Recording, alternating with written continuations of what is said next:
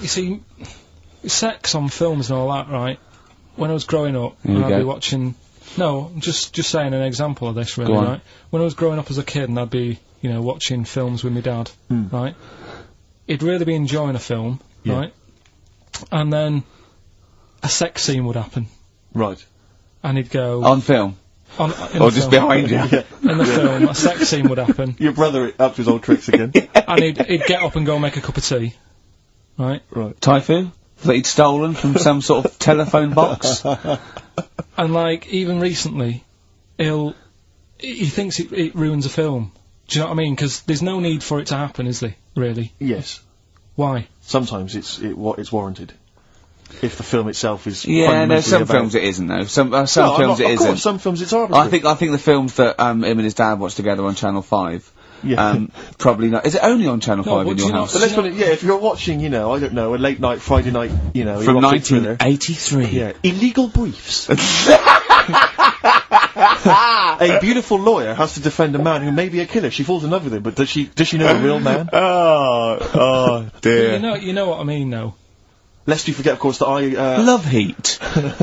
With the bloke that is now in... Go on. Of course, that according to the Internet Movie Database, I once appeared in one of those films, in the film Killer Image, a Canadian film, I believe, from 1989. According to that computer... it's all wrong, website. isn't it? It's all wrong. It's all wrong. Of course it is, yeah. Apparently I was in that, and I played the role of Kirk.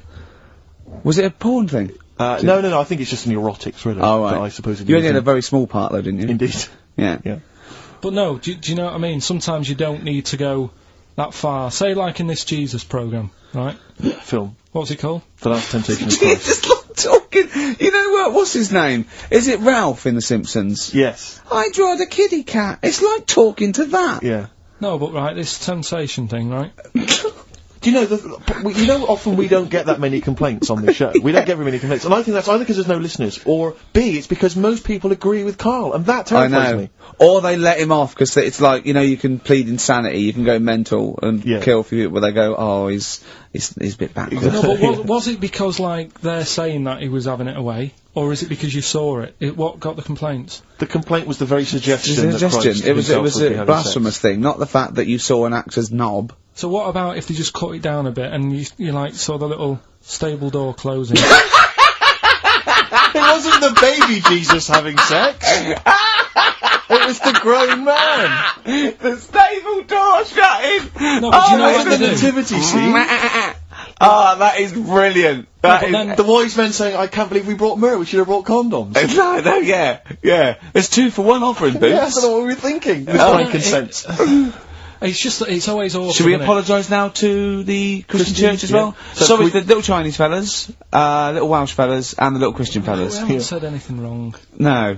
It's like, you see, when I was growing up... Stable door. I love the idea that in Karl's world, he was born in a stable, just thought, well, I love this place. Yeah. I'm just going to stay here the rest of my days. This is good here. Oh, brilliant. But when I was watching telly with my mum and dad, I mean, it still happens now, right? My dad will sort of go, oh, ruined. Good film ruined. Right, if some sex scene happens. But what are we talking about sex scene? Are we talking about kissing, or are we talking about penetration and looking at the camera? Going, are you enjoying this, Pilkingtons? What are we talking about? What is sort of extreme levels are we talking about? Right, last time I was down there, right? Yeah. What was it? Meet Joe Black. Meet Joe Black. Meet Joe Black is a terrible film. Yeah. Right. There was a good film, and then you know it's going to happen because like the music comes in. Brad Pitt's keeping quiet. A woman's eyeing him up. Sure. So my mum. I love that. My mum's worked it out already, and she's going. Anything on the other side, love? She knows. She knows it's something's. So you can be enjoying a film, and you can be an hour and 10 in, and then some spidey senses of one of them can go. Should we turn it over? And the other one goes, yeah, all right. Are you sure it's not them protecting you from scenes of sex? So that what they're thinking is, what if Karl gets the idea to have sex? Yeah. That could lead to procreation. We don't want any more like him. We've got to end the line here. You sure it's not the doctor? Keep calling out, going. You are keeping away from women, aren't you? He must never find out. Are you sure they're not embarrassed because they're watching a sex scene with their son? It happens every time, right? There's 2 things that my mum does, right? It's that if there's sex scene on the telly, she'll go, anything on the other side, love? And the other thing she always says, if ever there's anything on the telly with Elvis in it, She goes, oh, I like him, right? And we all know, we sat there, we know what she's going to say next. Yeah. So you don't even bother saying why, right? And she goes, he liked fat, ugly people. He what? He liked fat, ugly people. He didn't always go for, like, the good-looking fans in the crowd. What Elvis did? Yeah. Right. That was always the thing, and I'm sorry, now, hold on. I don't know what we're doing now with our lives, Steve. Right, wait a minute, right. So, your mum says two things, right? She either says... Is there anything else on the other side? Or, I like Elvis. There's a pause, because you know what she's going to say next. She says, he liked fat, ugly people. How often does this occur?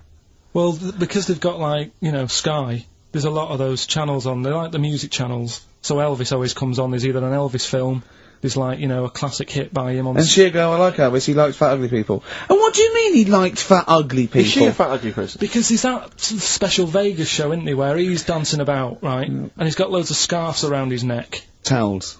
Yeah. And, like, he always hands them down to the fat, ugly ones. Right. And I always say it's because they're the fat, you know, they've got a sweaty face because they can't, you know what I mean? Yeah. I don't know what world they live in. I don't know how we've gone to this subject. What sort of world are you got when you're watching his face? And what do you mean fat, ugly ones? You mean they're in the front, they're sweating a lot because they're a bit chubby? So she thinks, you know, is giving them a towel because it's like... But he's really going, wipe your face, you're putting me off, you fat cow.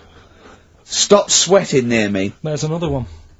What? So, hairy Chinese kids. Yeah.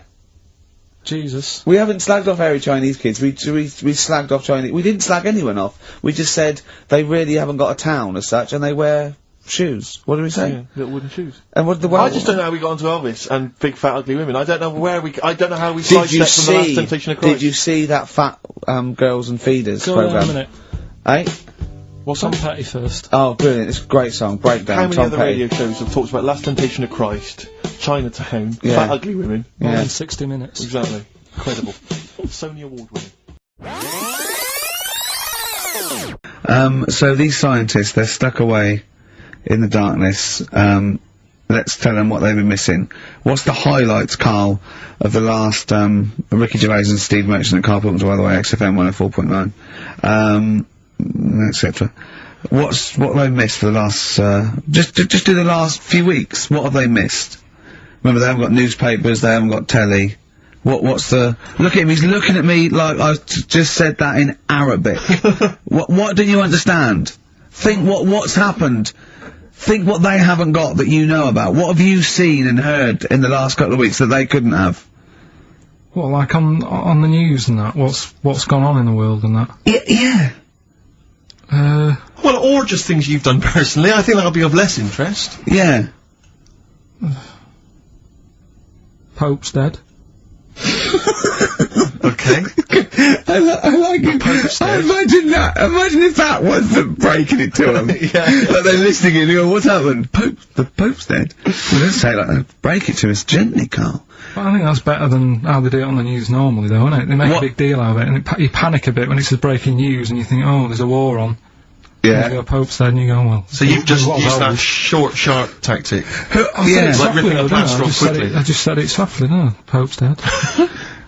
When you know all that coverage of the Pope with like those millions of people that had gathered in Rome and stuff. I was thinking about, you remember we talked about the Queen Mother, and they were queuing up to see the Pope. Yeah, like 4 hours to get a glimpse. And once again, I couldn't help but feel if they popped him on some kind of like dessert trolley and just wheeled him past everyone else, they could have got that done in about 3/4 of an hour.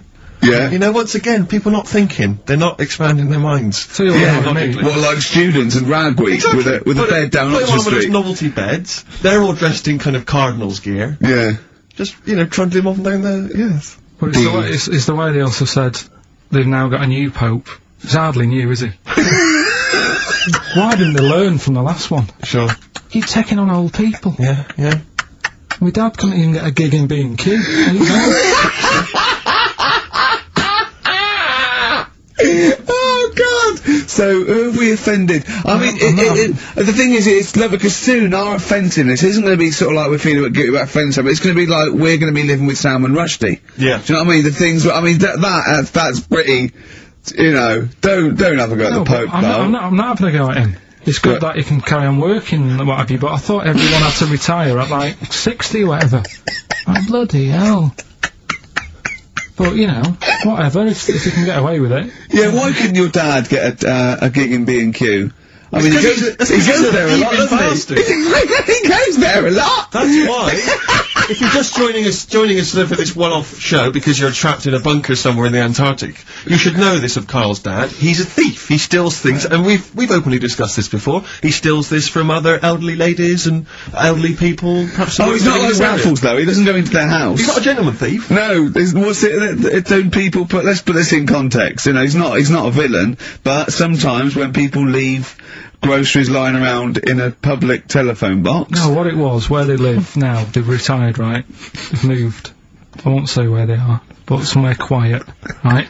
And it's so quiet. It's not a witness relocation protection scheme. But because there's only about 8 people live in this village, it's not worth, like, the like, corner shop. There's only 8 people living in the village? It's quiet. The village of the damned. So anyway, rather than keep the shop open, you're meant to call up and go, alright, Harry, I need some milk today. Right. And they stick it in a phone box outside in the shop, and my dad found that out. So when he's been out, just stop off at the phone box, have a look at what's left lying around. Yeah. But of the 8, I mean, there's 8 people in the village, my attention would be instantly drawn to the dodgy Manc fella. I mean, you know what I mean? It seems, in Manchester you can probably get away with this, there's a lot of scum up there, but down in this little village, you know, you got a little Miss Marple type, and a little, you know, country policeman. He's stopped doing it now, has he? Stopped doing it, yeah. Cleaned up his act. Yeah. Good, alright, so the Pope's dead, any other big news? There was that thing I told you about last week, the foot-long spider eats chicken. Talking about buying presents and stuff, I think I did treat my mum to. I didn't buy my dad anything. I think that was like when I got a bit older, I used to get my dad something because he wasn't that bothered anyway. No. So, got me mum. There was a cheap shop, right? Of course. Thank God for that. Called Snips. Right? So I went in there and I thought, let's see what I can get her. And remember Victoria Plum? I don't think so. Well, it's like a fairy character. Right. Right? And my mum's into gnomes and stuff, right? So, I thought, right... She must be pleased with you, then. Victoria Plum. I was thinking, is that one of the neighbours? Is it like a brandy liqueur? Do you remember Victoria Plum? Victoria Plum? Victoria Plum, yeah, it's like a little fictional sort of character, right? Okay. So I saw it, I thought, yeah, she'll love that, right? So I did my paper round, saved up for 2 weeks, right? Aww. Got that sorted, went to Snips, bought the Victoria Plum. Next day, I'm in town with her, right? So I think, I know what I'll do. I said, come in here a minute, right? So we go in, and we're looking around, and I tested her, right? I went, look at that there, that's alright, innit? And she goes, oh, it's bloody awful. Oh, Karl. Oh, Karl, oh, God. So then, Christmas Day comes, I said, don't bother opening it. She said, no, why? I said, oh, no, why did you still give it to her? So, well, it's too late, I'd already bought it. Oh, Karl. So she opened it, and I was like, and she said, oh, that's nice. I said, why are you saying that? I said, the other day, you said it's bloody awful. She said, oh, no, I thought you were pointing at something else. Brilliant. Oh, no. So that's why I don't get anyone anything anymore. Oh, God. Play record. Oh, God. Oh. That's good, isn't it? Not bad. Gold Rush. Let you down. I'm actually quite affected by Karl's Victoria Plum scenario. Just the fact that, like, that eagerness, he wants to make sure it's a great present. He's saved up his paper round. He thinks it's like a gnome, but modern. I'm worried that you're using it as an excuse now, and that's why you're not buying anyone any gifts, because you've had your fingers burned once. I mean, you were 6, 7 years old. To be fair. No, you weren't. You were about 13, weren't you, if you're doing your paper round? Yeah, it must have been, yeah, 11 or 12 then. Alright. Yeah, so I'd saved up. Oh no, I'm not using it as a thing, it's just What do you get your mum this year? I've sent them some money so they can, get a passport. So they can get a passport? What do you mean, where are they? Immigrants? Are they trapped somewhere? Well, they're in a holding bay somewhere in Dover. Yeah, I got a friend who's a truck driver who's going to sneak them across. What do you mean? So they can buy a passport. What do they do? Sell it when they were a bit down in their luck? No, they haven't got that much money, right? They've never been abroad, and the mate said they might take them next year, and they said, "Oh, we haven't got a passport." So You've got to buy a passport, have you? Isn't that your God-given right as an Englishman? No, you've got to pay for them. They're 30 quid each, so you better do, otherwise they're conning me. Right. So you sent them 60 quid? You don't get born with a passport, of course you sent them 60 quid in an envelope, have you? Well, check. Right. Yeah. I love that. He'll be watching telly and France will come on and he'll go, "Oh, what do you think of that?" She goes, "It looks bloody awful." Don't open it. No. Don't open it. Don't open it. So you've not paid for a holiday for them. No, I've just sorted out it's the better prize, isn't it? Because they can't go anywhere without it. Well, the passport keeps on giving. Yeah. So 10 years. That is, yeah. So, but no, I never used to, I can't think of other things. I used to get me dad once I started getting him stuff, it sort of used to be a dressing gown, and then, but as an extra surprise, I used to put like a cigar in the pocket, so he'd think that was it. Yeah. Then he'd put it on and put his hand in the pocket. Right, and then he'd just hit you because he thought you'd nicked it.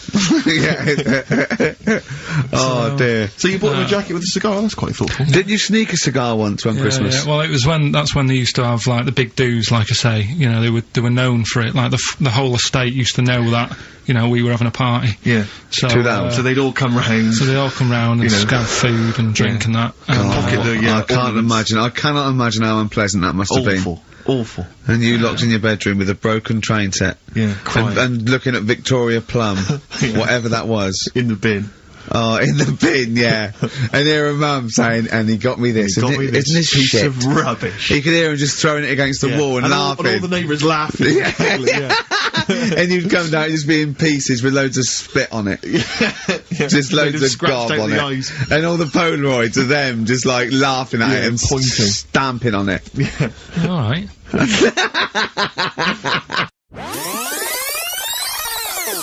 Someone just sent this in. Yeah. They've been looking on eBay for Victoria Plum. You're joking? Come here and see the photograph. Oh God, that's fantastic. Have a look. That's it. Oh God, he got that for his mum. It's the worst piece of tat I've ever seen. Carl! Carl. Imagine how... Oh, gutted. Carl. Imagine how... Look, think of him now, right? There it is. That's the worst thing I've ever seen. I'll tell you, it looks like a Diddy man gone wrong. It looks like a Diddy man prostitute. That is... is that the one, Carl? Well, it was a different colour. It had a yellow at mine. No, but look, how do they get... Tell them they go into eBay. So you need to log on to ebay.co.uk. I'm sure you've used it before. It's the online marketplace, ebay.co.uk. And if you type in Victoria Plum, I'm assuming that you can track this down. That's amazing. It's the worst piece of rubbish I've ever seen. Just think how cute he was as a kid, though, doing that. Just think of him, just going... just seeing that and thinking, oh, he likes gnomes! It's the worst thing I've ever seen! I mean, to be fair, I don't know what her prize collection of gnomes looks like, but I can't imagine they're much better than that. I mean, gnomes are a fairly grotesque thing. But certainly your mum's taste and discretion is... Did you have those houses on your estate? You'd go in there and it was just loads of those dolls still in their packaging all around the room. And sort of like one of those homes that keeps the sort of packaging on the three-piece suite. Why don't you buy another one for her for Christmas? Yeah. It's $3.99 it looks, but that's £2.49. Because that was $3.99. Well. Oh, buy it, Carl. No, because I've sorted out her passport this year anyway. I'll get her that next year. Right, so listen, right? Okay. Going to my mum and dad's today. I'll cut to the chase, Rick. They basically, we got about 4 pages where they drive to his mum and dad's. Oh, Jesus I'll skip Christ. past that because it takes fucking forever. Got there, mum and dad, his mum made him some dinner. The old woman next door, brackets, whose man was a witch. Just pop that in brackets. Just pop that in brackets. I think we've discussed that before, actually, the old woman whose man was a witch. Whose man was a witch? Yeah. Oh! The old woman next door has been worrying because she keeps seeing adverts on the telly about changing to digital TV. She's saying she doesn't want wires drilled into her walls because they'll make a mess. Me dad told her that it doesn't matter because it'll probably won't happen until 2012 and she'll be dead by then. He didn't say that to her, though, did he? No, he did. They've got, you know, she's old. She knows she's going to die. I mean, it's something we've all got in common. And he's right, isn't he? Why is she worrying about it? Maybe that's sorted it out. Put it into perspective for her. You will be dead when this happens. Don't be worrying about it. But everybody worries, don't they? You've got that little sort of hole in your head that you fill with worries. You know, everyone's got to fill that little worry hole with worries, and that's us. Worry hole. Everyone's got to fill the worry hole with worry. Assume that there's a worry hole. A worry hole. Unbelievable. I love the fact that, you know, doctors in the million years would dig this up and go, humans used to have a worry hole. Went to bed around midnight. Suzanne and I decided to sleep tops and tails, because it made me get a bit more room. Me dad had cut a bit off the mattress to fit it between two cupboards. It's amazing how much of a difference it makes just sawing off a bit of the mattress. You sort of roll to the edge, but the weight of the blankets keeps you in. This is like something from a Roald Dahl book. No, it's just, you know, you think anything, you can sort of trim anything, can't you, and it normally works. But with a mattress, I mean, he only took off, I don't know how long that is, but he's sawn off about that much on the mattress and then has stapled it back together again. Amazing. And it just makes so much difference. Of course it does, because a mattress is a very carefully designed object. Yeah, you wouldn't think so, though, would you? Well, you would if you had a fucking brain in your nut. Someone took his brain out of his worry hole? Oh, God. He sawed the mattress in half. So we decided to sleep tops and tails. It just gets stranger. So strange. Why? You did it to make the room nicer with the cupboards on either side. So he sawed a mattress in half. Well, not in half. Can you imagine how much hard it must be to saw a mattress in half? What did he use? What, a big electric saw? Well, it must have been, yeah, because there's a lot of springs and stuff in there. Jesus. So what happens to the springs? They just spring out the side? Well, some sort of stick out a little bit, but you're not lying on top, are you? They come out the side. So it's just got a bit of gaffer tape and a staple gun. Unbelievable. Oh, hey, man alive. It's like... Does he run it as a hotel? That's unbelievable. There are squats with better bedding arrangements. Well, we've had a bit of a bad thing in our house about mattresses and that, because when we first bought our first flat in Salford, you know what it's like when you buy somewhere, you sort of, you haven't got any money, have you, to buy extra stuff that you need. So, we'd bought a bed, right, but there's that rip-off thing with beds, where you buy a bed, but a mattress doesn't come with it, which I've never understood that, because it's not a bed, is it? Without that mattress, it's not a bed, it's a car without an engine. You wouldn't go, there you go, oh, that seems cheap, well, there's no engine in it. So we bought this, like, you know, flat and what have you, and we bought the bed, and then, we haven't got a mattress. So my dad got one from Uncle Alf. No, well, from that Uncle Alf fella, because he had one in his van that he used to use now and again. If he was, like, travelling round, he'd just keep in the back on this mattress. Amazing. A bloke who drove round in a van with a mattress in the back. So Uncle Alf, right? Well, tell me about Uncle Alf. Well, you know about him, he's the one who slept in a dinghy. Because his mattress was in his car. I know, yeah, why didn't he go, oh, well, Alf, where's the bed? Left it in the car again. Oh, blow up the dinghy. Blow up the dinghy. I'm not going to go out and get it. Not this time of night. So anyway, my dad got me his mattress, and it just stunk of diesel. And Suzanne was like, oh, I'm not happy with this, and I think she realised sort of what sort of family she got herself into. Wow, she landed on her feet when she got you. So now she's always a bit touchy about, you know, mattresses and things. Unbelievable. Uncle Alf, of course, sadly passed away when he couldn't escape from his sinking ship. The fire engines were too late. No one got out of the way because they were laughing so much. The mad woman next door saw me and said, hello, Clive. You live in a nursery rhyme. The old man down the road, the old woman next door whose mum's a witch, Uncle Alf who lives in a dinghy. This is like not a real place. It's like fucking Narnia. It's a children's TV programme. Unbelievable. Oh, God. Oh, just all of them there on this broken mattress trying to find the golden ticket. Oh, God. Oh, God. The old fella down the road talked to my dad a bit. He kept bees in the back garden. Oh, for fuck's sake! Here comes the bee man. His Yorkie dog was knocking about when he was messing with them, and it ended up getting stung 150 times. Oh, little bastard! What is he doing? It's not dead, but it cost a lot to get all the stings out. I don't know why people keep dangerous pets and insects. The amount of gear he had to wear to play with them is barmy. I don't think he's playing with the bees. He's not playing with them, is he? Well, what is he doing then? Well, I don't know, but I think he should get the dog the same protection. Yeah, but that's just it, isn't it? It's like, you can't mix your pets. If you've got a snake, you don't have a mouse. Do you know what I mean? They don't get on. And it's the same with them. Don't have bees. I can't imagine one bit of enjoyment. The only thing he does is the honey, and it's like, well, how much is that to buy? It's not worth messing about wearing a big white suit just to get some honey. There's a shop down the road. Me mam called me to ask me to like... Fuck me, you're right. Look, that should be.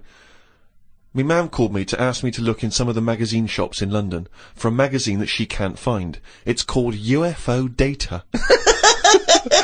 I said, I ain't heard of it. She said she's seen an advert for it in one of her ghost magazines. I love the fact that she can't even find the magazine about unidentified flying objects. Yeah. So we get a clue. She thinks, I think I saw something, but I don't know whether it was a magazine or not. So we get a clue there as to why you give any credence to this crap.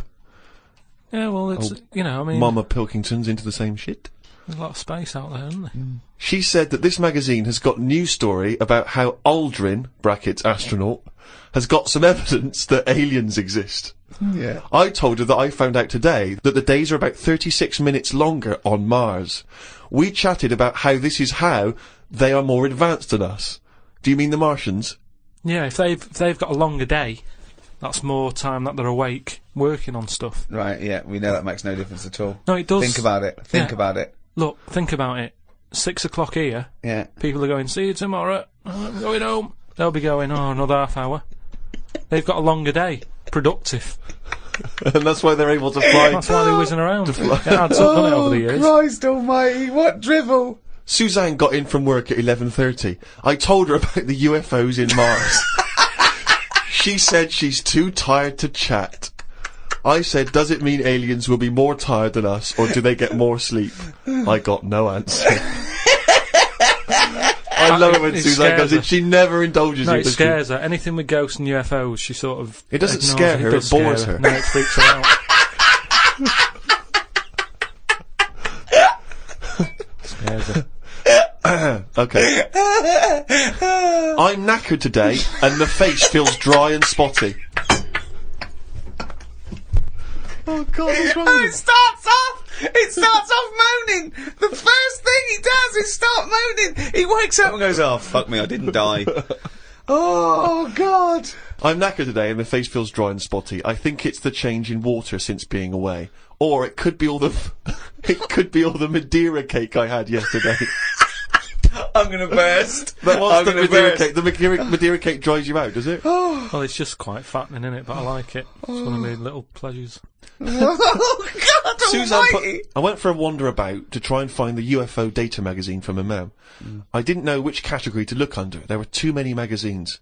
I noticed how on the rude magazines, the women are being pretty rude on the cover, but on the gay magazines, it's just a fella smiling, showing a bit of arse.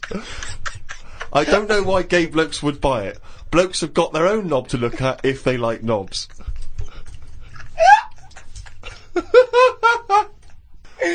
Why were you looking at the gay magazine? No, I wasn't. It's just... Oh, you were? No, I You noticed studied them. Yeah, because I was looking for UFO data. I don't know where they put it. I don't think you find evidence of other worlds down men's pants. Yeah, I don't think you want to boldly go where no man has ever gone before, Karl. I had no luck trying to find the UFO Data magazine. I will try some other shops. He writes UFO Data magazine every time. He can just put UFO mag, but no, but it reminds me. You want to be specific. If I write stuff down, it means that I remember it more. Sure. So, still looking for it. Because your dad was a cabbie, wasn't he? Yeah, he was. Yeah, couldn't stand it, but it's good money. He was he wasn't like a chancer though. What was he doing when he put that little Forrest Gump in a weedy bin? That was part of the cab company thing. They had to do like a charity event once a year, and he did it one year. Never asked him again. Tell us the story again. No, I'd rather not, because we got a few sort of complaints about it.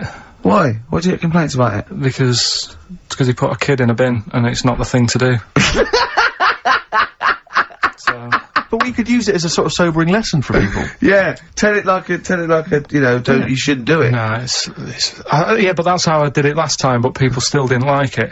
All the stuff I tell you, we don't take the mickey out of people on purpose. No. It's real life, innit? And that goes on in life. Yeah. My dad was saying that in hospital, though. Do you know how he was in hospital? Yeah. You know, he did some jokes about old people and that. And he said, at the end of the day, if something makes you laugh, it's funny. And if it makes you laugh, you can't help laughing, can you?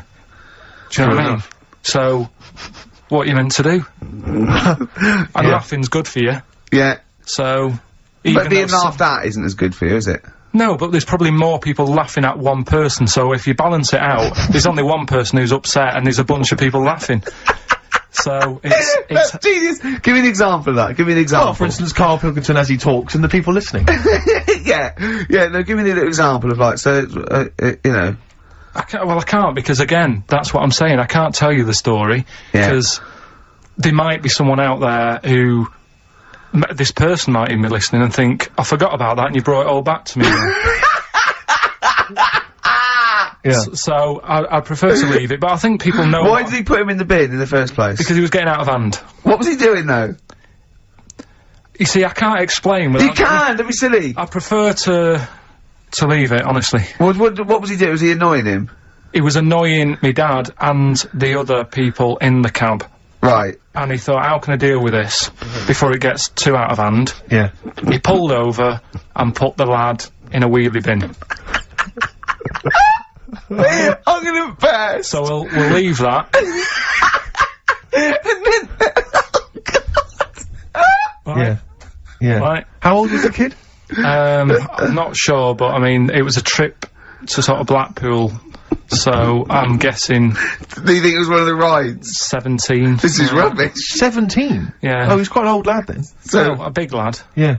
But let's... Did he pick him up? He picks him up and put him in a wheelie bin. Every time he says it, I like it. And then on the way back, he got him back again. He said, right, you won't do that again. On the way back? Yeah, he left him there for a bit. He left him there, what, they went to Blackpool and he left the kid in the wheelie bin? Yeah. Did he? Yeah. What, was the kid in the wheelie bin when he drove back?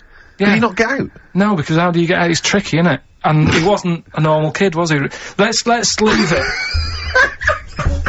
He wasn't a normal kid. Right then. So, Is your father in prison? Oh, I think he should be. Can we put a song on? Yeah, go on then.